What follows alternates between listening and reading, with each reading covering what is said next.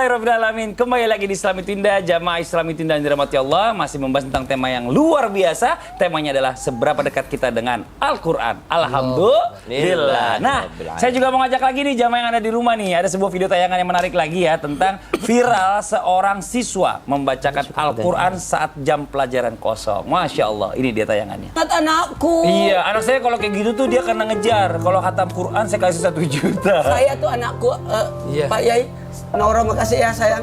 1 hari 5 juz. Wih, Masya Allah. Jadi setiap Jumat atam. Gak sekolah itu? Dia di motor. Ini gara-gara mulu. Sekolah, ya. Kita lanjut lagi. Bagus, cakep. Ini Masya Allah. Jamaah. Pak Kiai, saya mau nanya nih lanjut Pak Kiai. Iya. Bener gak sih sulitnya rezeki yang kita dapat itu katanya berhubungan sama karena kita jauh sama Al-Quran. Tapi ada orang yang gak pernah baca Quran tapi dia tajir melintir katanya orang bilang. Oh, gitu. Ini gimana nih ceritanya? Mau izin penjelasannya Pak Kiai? Langsung? Langsung silakan Iya. Pak Kiai. Orang yang jauh dari Al-Quran berarti jauh dari Allah. Nah. Kayaknya kalau duduk nggak enak ah. Iya, Jadi diri aja deh. Pak Kiai, bener. Pemirsa Indonesia, jauh dari Quran berarti jauh dari Allah Subhanahu wa Ta'ala. Ya memang sih, kalau orang yang jauh dari Allah, dia dapat rezeki. Kemudian kalau jauh dari Allah, dia tidak mendapat keberkahan. Nggak mendapat satu berkah ziyadatul khair, Pak Kiai Maulana. Ziyadatul khair itu keberkahan dunia maupun akhirat. Itu namanya berkah.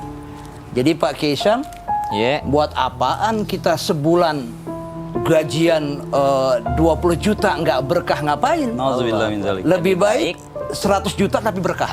Amin. Ya Allah. Alhamdulillah. Alhamdulillah. Jadi bismillahirrahmanirrahim, wa may yattaqillah yaj'al lahu makhraja wa yarzuqhu min haitsu la yahtasib. Ini kuncinya di Quran juga. Barang siapa bertakwa kepada Allah, kemudian Allah berikan rezeki yang enggak disangka-sangka, yang tidak diduga-duga. Maksudnya apa?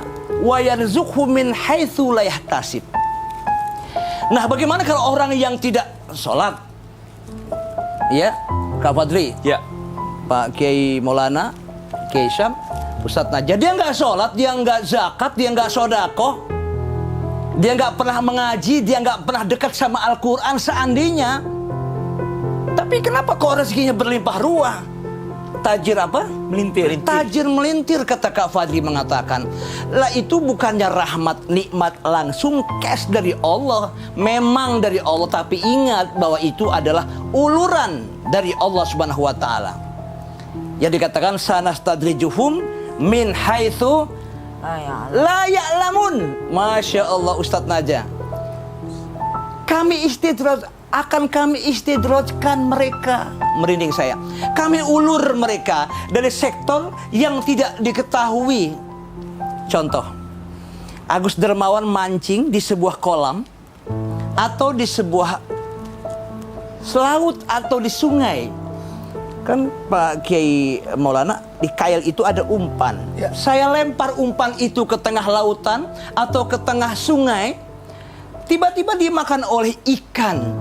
Saya nggak langsung cabut itu, saya ulur, istidraj. Sanastadrijuhum min haitsu la ya'lamun. Maka dimakanlah oleh ikan itu sampai ke dasar laut, sampai ke dasar sungai, sampai ke dasar tanah. Maka saya cabut itu secara tiba-tiba. Itulah istidraj, tidak mendapat keberkahan. Ulur sanastadrijuhum min haitsu la ya'lamun.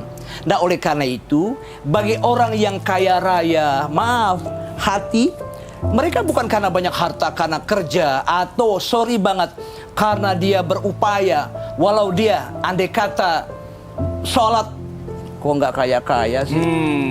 Saya kok ibadah tahajud tiap malam, qiyamul lail, tapi kok nggak kaya-kaya sih? Bahwa sholat itu bukan untuk kaya. Laisal ghina an kathratil arad. Bukanlah orang yang kaya itu orang yang banyak harta, tapi inilah ghina nafsi. Orang yang kaya itu adalah ghina nafsi, kaya jiwa, kaya hati. Mudah-mudahan pemirsa Indonesia menjadi orang yang kaya Masya dunia Allah. dan akhirat. Amin. Luar biasa Pak Kiai, Subhanallah. bener Amin. banget tuh. Kayak itu nggak harus selalu melulu dengan harta yang banyak gitu Iya, ya. iya, Tapi betul. hidup sehat, kita bisa bahagia sama Keluarga keluarga sakinah anak-anak. mawadah Masya warahmah. Allah, Anak itu pintar baca Quran. Masya Allah. Hafiz. Itu lebih kaya lagi daripada orang yang banyak hartanya sebenarnya tanpa Betul, disadari nih betul, jamaah. betul. Nah sekarang kita lanjut. Jamaah. Yeay. Ini kita bicara masalah dekat dengan Al-Quran ini, orang macam-macam ya, bisa melalui berbagai macam cara. Tapi bagaimana hukumnya seandainya bisa dekat dengan Al-Quran ini dengan cara otodidak? Jadi kalau misalnya, mohon maaf sebelumnya, buat jamaah Islam itu yang ada di rumah, banyak yang mungkin baca Quran secara otodidak, jadi mahrosnya, tanda bacanya, banyak yang salah. Nah ini pertanyaan nih Ustadz Syam, apakah ini dimaklumi nih sama Allah nih? Atau tetap harus cari guru? Bagaimana baiknya? Wah, Najah tuh udah ketawain loh. Iya, Masya Allah. Silakan Ustadz Syam. Iya, siap. Bismillahirrahmanirrahim. Alhamdulillahirabbil alamin wassalatu wassalamu ala asyrafil anbiya'i wal mursalin sayyidina Muhammadin wa ala alihi wa sahbihi ajma'in. Asbahna wa asbahal mulku lillahi rabbil alamin. Subhanak la ilma lana illa ma 'allamtana innaka antal alimul hakim. Allahumma innaka 'afuwwun karim tuhibbul 'afwa fa'fu anna ya karim.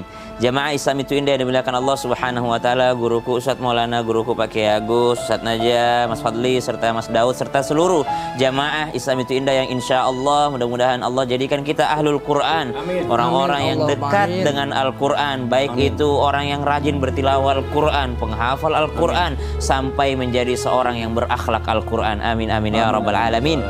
Kalau ditanyakan bolehkah seseorang belajar ataupun membaca Al-Quran dengan cara otodidak, maka Syekh Al-Dabba pernah menjelaskan bahwasanya tidak diperkenankan seseorang untuk belajar Al-Quran sendirian. Kenapa? Karena syarat belajar Al-Quran itu yang pertama adalah bertalaki. Bertalaki artinya bertemu langsung, bertatap muka dengan sang guru. Itu yang pertama. Yang kedua, mesti ada musyafahah. Musyafahah artinya lip sync. Apa itu musyafahah? Musyafahah melihat gerak-geriknya bibirnya sang guru ketika menyebutkan huruf, makharijul huruf dalam Al-Quran. Jadi melihat daripada gerak-geriknya bibirnya sang guru, lisannya sang guru, itu adalah salah satu syarat belajar membaca Al-Quran. Jadi yang pertama talaqi, bertemu langsung. Yang kedua musyafahah, yakni melihat gerak-geriknya bibir sang guru dalam membaca Al-Quran. Kemudian Grand Sheikh juga menjelaskan bahwasanya kalau seandainya orang bisa otodidak dalam belajar Al-Quran, ngapain Rasulullah setiap bulan suci Ramadan didatangi oleh Jibril alaihissalam, dan kegiatan Nabi SAW setiap bulan suci Ramadan adalah menyetorkan apa yang telah turun kepadanya. Jadi setiap bulan suci Ramadan sang maha guru Al-Quran. Maha guru Al-Quran siapa? Nabi SAW, Al-Muallim. Maha gurunya Al-Quran adalah Nabi SAW, Sayyiduna Muhammad SAW. Setiap bulan suci Ramadan, salah satu kegiatannya Rasulullah adalah menyetorkan wahyu yang pernah turun kepadanya. Subhanallah. Kepada siapa? Kepada Jibril alaihissalam. Subhanallah. Maka Nabi SAW saja masih menyetorkan hafalannya kepada Sayyidina Jibril alaihissalam.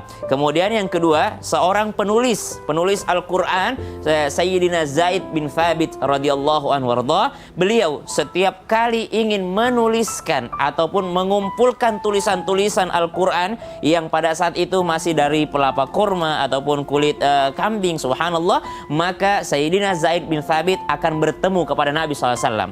Bertemu dulu sebelum menuliskannya, padahal udah hafal duluan Zaid bin Thabit. Sayyidina Zaid bin Thabit tentu saja udah hafal gitu. Begitu disampaikan sama Nabi, Sayyidina Zaid bin Thabit langsung hafal. Tapi sebelum menuliskannya, Sayyidina Zaid bin Thabit mendatangi Nabi SAW untuk menuliskan Al-Quran, mencocokkan yang ditulis dengan yang apa yang disampaikan kepada Nabi SAW. Kemudian dalil selanjutnya bahwasanya Nabi SAW dalam riwayat Bukhari Muslim, Nabi mengingatkan para sahabat dan seluruh umatnya untuk mengambil daripada Al-Quran kepada 4 orang. Ada Sayyidina Ibnu Umar, kemudian ada Sayyidina Mu'adz bin Jabal, kemudian Sayyidina Ubay bin Ka'ab, kemudian Sayyidina Maula, subhanallah. Maka orang-orang ini kita mengambil darinya. Apa pelajaran penting di sini? Bahwasanya memang Al-Quran itu isma' wa tasmi. Dengarkan, perdengarkan. Dengarkan, perdengarkan. Dengarkan, perdengarkan. Wallahu ta'ala. Terima kasih banyak Ustaz Syam. Lah itu untungnya di Islam itu indah kalau kita nonton tiap pagi, kita tuh belajar. Karena kita lihat mulutnya Ustaz Syam kalau lagi ngaji. Jangan lihat mulutnya Mas Fadli ya. Tuh Kiai, saya kan udah ngomong bener. Saya disalahin. Enggak disalahin, aku meluruskan. Oh, meluruskan. Bapak soalnya komentarnya selalu di luar nastar kalau orang sekarang. Nastar kue lebaran. Nalar Bang. itu. Oh, nalar. Iya. Mentang-mentang dekat lebaran ngomongin nastar aja. Iya, saya jatuh singgung. Kita lanjut nih, Masya Allah. Jamaah. Saya pernah dengar nih Ustadz Maulana, katanya nih ada 4 keberkahan yang hanya diberikan orang yang dekat sama Al-Quran. Pertanyaannya, 4 keberkahannya itu apa Ustadz Maulana? Ya. Mohon izin penjelasannya, tafadhol Ustadz. Bismillahirrahmanirrahim. Naja, Sasa, makasih banyak ya. Pak Kiai, Mas Fadli, mantap. Hari ini semangatnya luar biasa. Sudah tak terasa, sudah segmen 4 aja ya. Bismillahirrahmanirrahim. Allahumma salli ala sayyidina Muhammad wa ala sayyidina Muhammad. Ramadan bulan Quran. Dekatlah dengan Quran. Siapa yang menghatamkan Quran di bulan Ramadan 1 kali, maka seakan-akan dia menghatamkan Quran 70 kali. Allah. Karena seluruh amal ibadah di bulan Ramadan dilipat gandakan sampai 70. Masya Allah. Pesan Andre Gurutta, Allah yarham guru saya. Kalau tidak bisa hatam Quran di bulan Ramadan, jangan harap hatam Quran di bulan lain. Allah. Bener. Ayo, hatam Quran. Dekat dengan Quran dengan cara apa? Membacanya. Dekat dengan Quran dengan cara apa? Meneladaninya. Dekat dengan Quran apa? Mengisi waktu dengan Quran.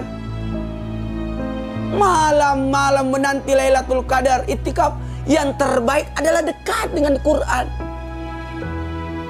Siapa yang dekat dengan Quran akan memperoleh 4 keberkahan.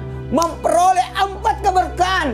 Yang pertama, mendapatkan permohonan ampunan dari para malaikat. Ketahuilah, maaf, dalam satu riwayat hanya malaikat Jibril yang bisa baca Quran. Malaikat-malaikat yang lain tidak. Terbukti 3 tahun tidak turun Quran. Dan ketika orang baca Quran, para malaikat berkumpul kepada orang yang sementara baca Quran. Malaikat pada berkumpul memohon ampunkan bagi orang yang baca Quran. Itu berkah yang pertama. Yang kedua, keberkahan orang yang mendapatkan kedekatan dengan Quran adalah kelak akan mendapatkan syafaat dengan Quran itu. Amin. Ustazah Badriyah, kepala madrasah At-Tanmiyatul Ilmiyah tempat saya dulu ngajar. Beliau di akhir ayatnya di ruang ICU tidak berhenti mulutnya beliau membaca Yasin, membaca Quran sampai akhir ayatnya. Dekat. Semoga itu jadi syafaat. Yang ketiga, ketika orang dekat dengan Al-Quran, keberkahan yang kita dapat adalah ketenangan. Orang yang rajin baca Quran tenang hidupnya, tidak mengusik orang. Tenang hidupnya, bahagia. Tenang hidupnya, kaya. Tenang hidupnya, bersifat qanaah. Tenang hidupnya, bahagia dengan adanya Quran bersama dengannya. Aku dekat dengan Najah aja, bahagianya aku. Aku senang kalau ada Najah. Seakan-akan aku lagi berdekatan dengan Quran. Quran berjalan. Najah, makasih banyak ya. Dan yang keempat, keberkahan yang keempat kita dapatkan kalau dekat dengan Al-Quran, maka ini yang kita inginkan, meraih cinta Allah, raih ampunan doa malaikat, raih syafaat pertolongan, raih ketenangan, bahagia. Dan yang keempat, mendapatkan cinta dari Allah Subhanahu wa ta'ala. Dekatlah dengan Quran.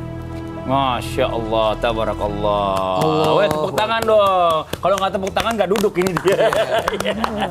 Udah selesai, Masya Allah. Nge-freeze tapi bagus-bagus, Ustadz Maulana, Masya Allah. Yang 4 keberkahan di Al-Quran itu ternyata memang luar biasa. Iya. Kalau Jadi Allah ceramah nuzulul cinta Quran sama ini. kita itu, Masya Allah, seneng itu kita, ya Allah. Mudah-mudahan kita dapat ridhonya Allah untuk mendapatkan surganya Allah. Amin, amin, ya Rabbal alamin. Nah, sekarang waktu kita mendengarkan lagi nih sambung ayat bersama guru kita Ustadz Syam dan juga Saya mudah-mudahan berdoa mudah-mudahan Najah jadi profesor di bidangnya. Amin. Ya, Betul. Al-Qur'an Udah ini. profesor Masya Allah. itu. Kan belum dapat titel resmi. Dan Ustadz Najah, silakan Ustadz Syam. A'udzu billahi minasyaitonir rajim. Wa idza quri'al Qur'anu fastami'u lahu wa ansitu la'allakum turhamun. واذكر ربك في نفسك تضرعا وخيفة ودون الجهر من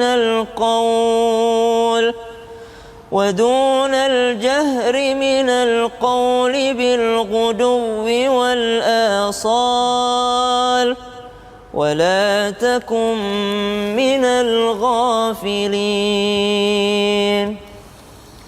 Innalladzina 'inda rabbika la yastakbiruna 'an 'ibadatihi wa